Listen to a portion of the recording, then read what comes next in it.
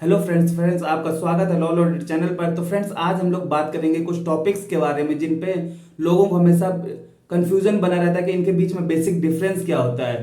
तो गाइस जब भी आप जैसे कि लोन लेने जाते हैं किसी कंपनी के पास या किसी इंडिविजुअल पर्सन के पास या किसी बैंक में, तो आप कुछ प्रॉपर्टी उसके सिक्योरिटी के तौर पर उनको देते हैं और कुछ पैसे उनसे लेते हैं। तो गाइस जो भी बैंक होती है या इंडिविजुअल पर्सन या कोई कंपनी है, उनके पास कुछ चार्जेस आ जाते हैं उन प्रॉपर्टी के ऊपर कि अगर आप पे नहीं करते हैं कभी लोन इन फ्यूचर। तो गाइस उन्हीं के बारे में आज हम लोग बात करेंगे, उनके बीच में क्या बेसिक डिफरेंस होता है।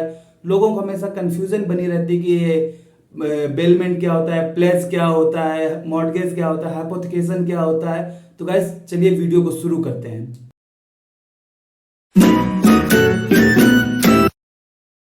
तो गाइस जैसा कि मैंने आपको बताया कि आज का टॉपिक है बेलमेंट, प्लेज, मॉर्टगेज और हाइपोथिकेशन के बीच में बेसिक डिफरेंस क्या होता है। लोगों को हमेशा कंफ्यूजन रहती है कि इनके बीच में क्या बेसिक डिफरेंस होता है, क्या बेलमेंट होता है, क्या प्लेज होता है, क्या हाइपोथिकेशन होता है, क्या मॉर्टगेज होता है। तो गाइस उसी के बारे में हम लोग आज बात करेंगे। तो चलिए चलते हैं कंप्यूटर स्क्रीन पर। तो गाइस जब हम लोग बात करते हैं बेलमेंट और प्लेज की, तो गाइस इनके बीच में बेसिक डिफरेंस कुछ होते हैं, उनके बारे में चलिए हम लोग जानते हैं। जैसे कि जो बेलमेंट होता है वो किसी भी पर्पस के लिए यूज किया जा सकता है except to given in the pledge. मतलब जो प्लेज में जो भी दिए हुए हैं दो पर्पस, मान लीजिए जैसे सिक्योरिटी और परफॉर्मेंस ऑफ प्रॉमिस। जैसे अगर आप कोई प्रॉपर्टी सिक्योरिटी के तौर पर किसी को दे रहे हैं तो वो बेलमेंट में नहीं आएगी, या आपने किसी से कुछ प्रॉमिस किया है पे करने के लिए तो उसको हम लोग नहीं मानेंगे बेलमेंट में।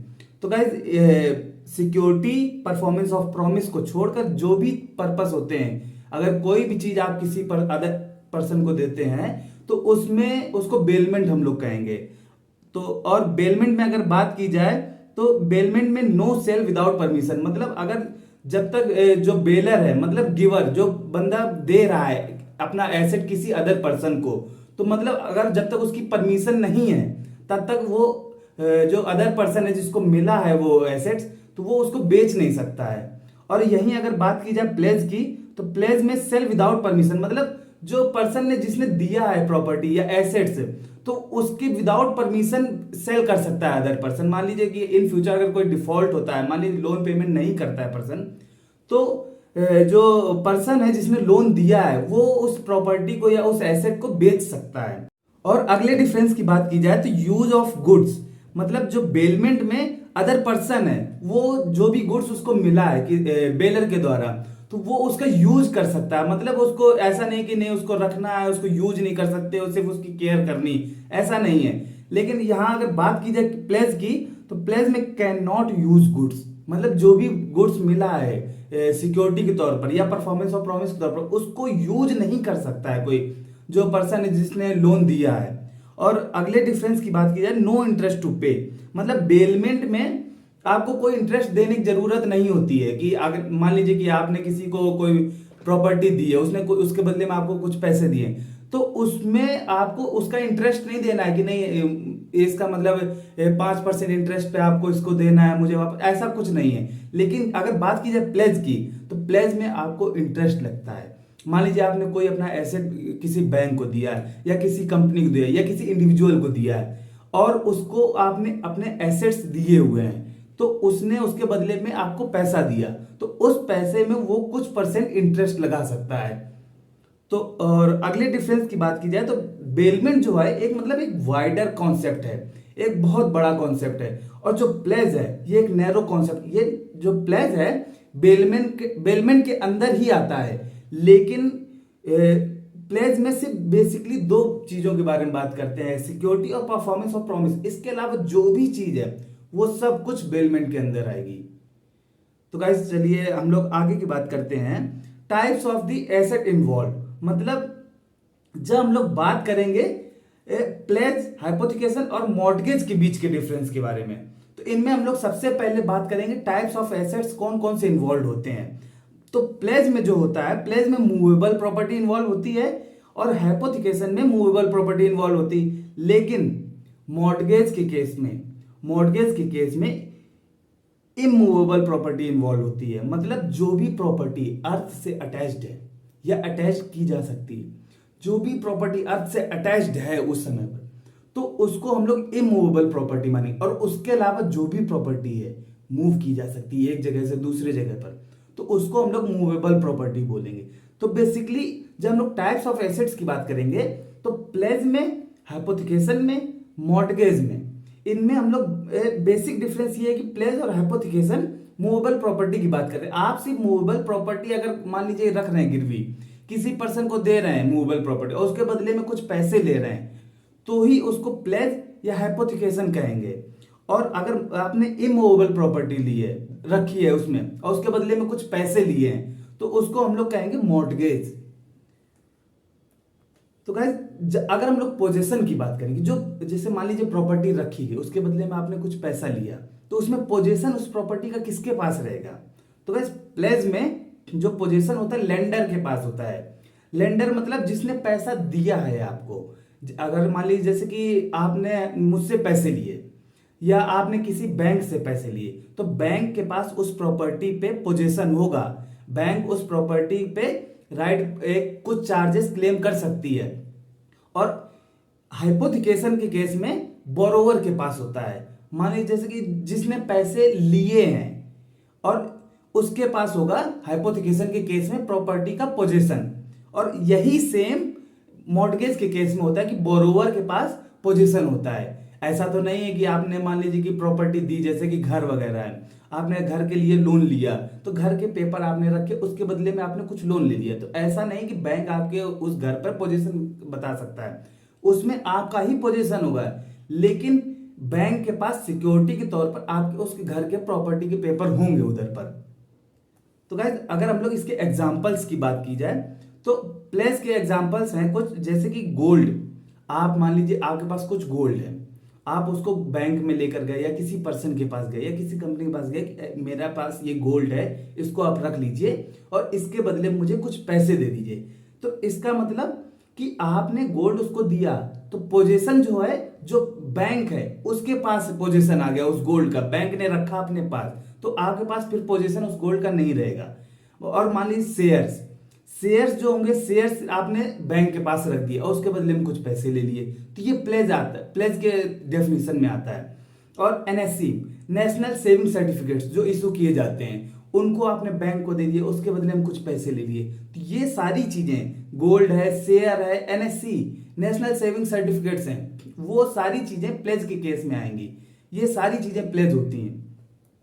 और हाइपोथिकेशन की अगर बात की जाए तो जैसे कि कार, इन्वेंट्री, गुड्स, मान लीजिए जैसे कि आपने कार ली, कार के लिए लोन लिया, आपने पूरे पैसे नहीं दिए, कुछ पैसे आपने बैंक से लिए कि मैं कार लेने जा रहा हूं, मुझे कुछ पैसे बैंक से लेने, तो आपने बैंक से लिए, तो उस कार के कुछ पेपर्स आपने कार के पेपर्स उसके बैंक के पास रख दिया कि मान लीजिए कि मैंने अपने कार के पेपर बैंक को दिए और बैंक ने उसके बदले में मुझे पैसे दे दिए, तो और उससे मैंने कार ले ली। तो लेकिन बैंक तो कार के ऊपर पोजीशन नहीं बता सकती, अगर बैंक कार के ऊपर पोजीशन बताएगी तो आप फिर यूज कैसे करेंगे?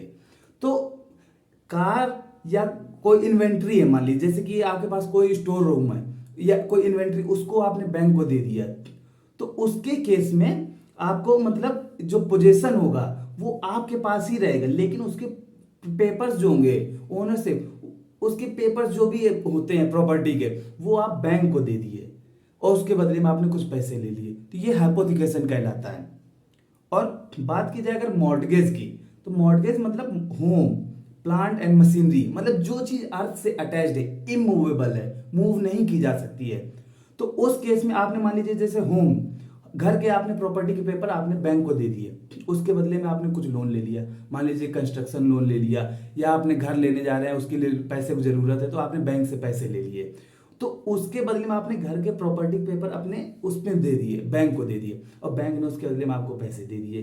तो ये जैसे कि कुछ चीजें हैं, प्लांट्स एंड मशीनरी, मान लीजिए आपके पास कोई प्लांट है, कोई मशीनरी, आप मान लीजिए कोई ऑयल रिफाइनरी टाइप का प्लांट है, मान लीजिए कि आप जो राई होती है, सरसों, उससे आप ऑयल निकालते हैं, उसका आपके पास प्लांट है, या कोई राइस मिल है, उसका आपके पास प्लांट है, तो आपने उसको, उसके पेपर्स आपने बैंक में रखे और उसके बदले में कुछ पैसे ले लिए, मतलब इमूवेबल प्रॉपर्टी, इसको आप बैंक के पास ले तो नहीं जा सकते, तो इस पे बैंक का पोजीशन नहीं होगा, पोजीशन आपका ही होगा।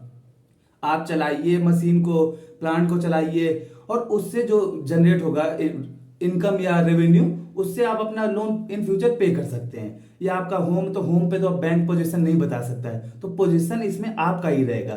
तो इसमें मतलब बेसिक डिफरेंस क्या आपने जाना, मान लीजिए कि जो प्लेज है, प्लेज में जो पोजीशन होगा वो लेंडर के पास होगा, मतलब बैंक के पास, और हाइपोथिकेशन में पोजीशन होगा आपके पास, और मॉर्गेज में पोजीशन होगा आपके पास। तो मतलब सिर्फ जो प्लेज है, प्लेज की केस में ही बैंक का पोजीशन आपके ऊपर होता है। तो गाइस अगर बात की जाए डिफॉल्ट की केस, मान लीजिए इन फ्यूचर आपने, मान लीजिए पैसा तो ले लिया बैंक को एसेट्स देकर, उसके बदले में कुछ पैसे ले लिए आपने या किसी इंडिविजुअल से, और मान लीजिए इन फ्यूचर आपने पे नहीं किया, या आप पे करने लायक नहीं है, या आपने कोई डिफॉल्ट कर दिया, तो फिर बैंक का पैसा तो डूब जाएगा ना। तो बैंक के पास कुछ राइट्स आ जाते हैं उस प्रॉपर्टी पे। तो अगर बात की जाए प्लेज की, तो प्लेज के केस में bank can sell the assets to recover the loan dues. मान जो भी आपके लोन के ड्यूज हैं उनको रिकवर करने के लिए बैंक आपसे बिना पूछे आपके प्रॉपर्टीज को या आपके जो एसेट्स हैं उनको सेल कर सकती है, बिना आपसे पूछे। आपसे कोई परमिशन की जरूरत नहीं है अगर आप लोन पे नहीं कर रहे हैं तो। और बात की जाए हाइपोथिकेशन की, तो हाइपोथिकेशन में सबसे पहले बैंक पोजीशन लेगा आपसे, मान, क्योंकि बैंक के पास तो पोजीशन था नहीं, तो बैंक आपसे सबसे पहले उस प्रॉपर्टी का पोजीशन लेगा, उसके बाद उस प्रॉपर्टी का ऑक्शन करेगा, या मान लीजिए कि बोली लगाएगा उस प्रॉपर्टी की, और उससे जो पैसा आएगा उससे आपके जो लोन ड्यूज होंगे उससे वो बैंक लोन रिकवरी करेगा। और मॉर्गेज के केस में जो आपकी प्रॉपर्टी होगी इमूवेबल, उसको तो पोजीशन में तो ले नहीं सकती बैंक ऐसे जाकर, तो उसको सबसे पहले बैंक जाकर सीज करेगी, या कोई पर्सन को सीज करा सकता है प्रॉपर्टी को सीज कराने के बाद उसको ऑक्शन में डालेगा, ऑक्शन में उसकी बोली लगेगी, जो भी पैसा या उससे आएगा रेवेन्यू, तो उससे बैंक के जो लोन ड्यूज हैं उनको पेमेंट किया जाएगा। तो गाइस आई होप आपको सारे टॉपिक्स क्लियर हो गए होंगे, और आपको बेसिक डिफरेंस पता चल गया होगा बेलमेंट के बीच में, प्लेस के बीच में, मॉर्गेज और हाइपोथिकेशन के बीच में। तो गाइज अगर आपको वीडियो अच्छी लगी हो या इंफॉर्मेटिव लगी हो तो वीडियो को लाइक कर दीजिएगा, चैनल को सब्सक्राइब कर दीजिएगा, और अपने फ्रेंड्स के साथ इस चैनल को शेयर करिए, क्योंकि इस चैनल में मैं ऐसे वीडियोस डालता रहता हूं। और अगर आपको कोई टॉपिक्स जानना है एक सिंपल लैंग्वेज में, तो आप कमेंट बॉक्स में मुझको बता सकते हैं, तो मैं उसमें उस टॉपिक के बारे में वीडियो बनाकर डाल दूंगा।